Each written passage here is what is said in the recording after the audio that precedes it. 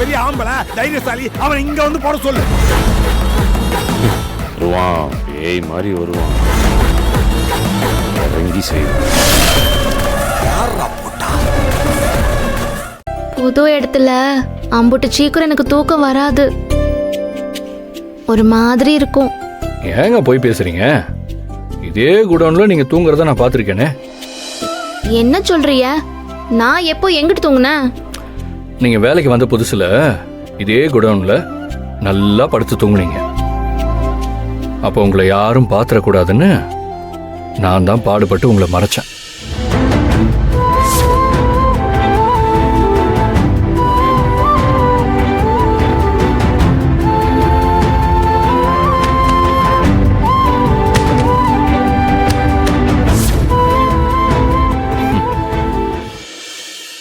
இப்ப புரியுதா எப்ப தூங்குனீங்கன்னு?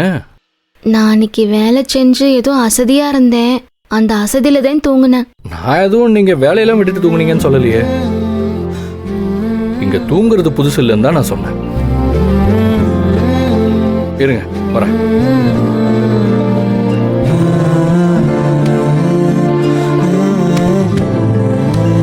ஏங்க எந்திரிங்க.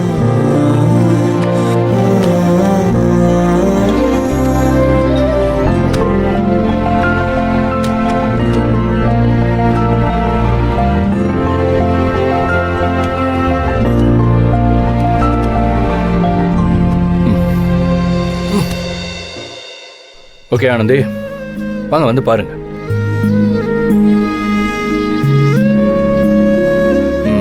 இப்போ படுத்துக்கோங்க. இல்ல, நான் கொஞ்ச நேரம் உட்கார்ந்து இருக்கேன், புறவு படுத்துக்கிறேன். தூக்கம் வருதுன்னு சொன்னீங்க. வருதுதேன், ஆனா பரவாயில்ல, கொஞ்ச நேரம் கழிச்சு தூங்கிக்கிறேன். அப்புறம் உங்க இஷ்டம்.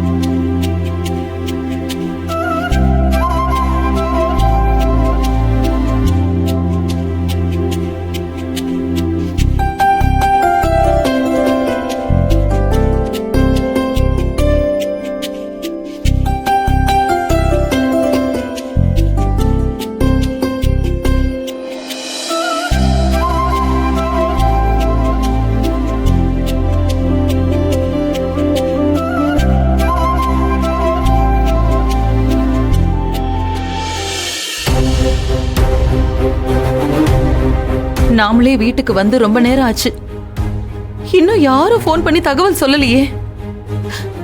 என்ன நடக்குதுன்னே தெரியலையே. முத்துவுக்கு ஃபோன் பண்ணி பாப்போம், அவனும் அங்கதானே போறேன்னு சொன்னான்.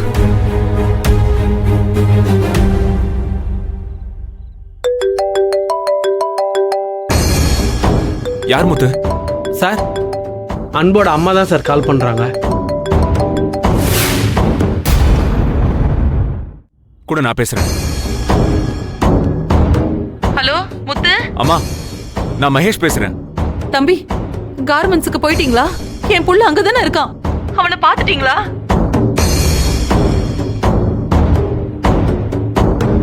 ஹலோ, என்ன தம்பி அமைதியாவே இருக்கீங்க? என் புள்ள பக்கத்துல இருந்தா கொஞ்சம் போனை கொடுங்க. அம்மா, அன்பு இங்க இல்ல. ஏதோ அவசர வேலை கொடுத்துட்டாங்க, அன்பு அங்கதான் இருப்பான்னு அந்த முத்து பையன் சொன்னானே. இப்போ நீங்க இல்லன்னு சொல்றீங்க? அன்பு ஆனந்தி 2 பேரும் வேலை முடிஞ்ச உடனே கம்பெனியை விட்டு வெளியில போயிருக்காங்கம்மா. இப்பதான் ரெஜிஸ்டர்ல செக் பண்ண. 2 பேரும் வெளியே போகும்போது சைன் போட்டு தான் போயிருக்காங்க.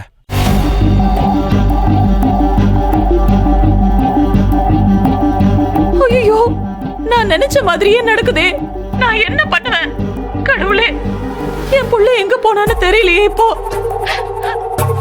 அம்மா, அம்மா ப்ளீஸ் அழாதீங்கம்மா. அம்மா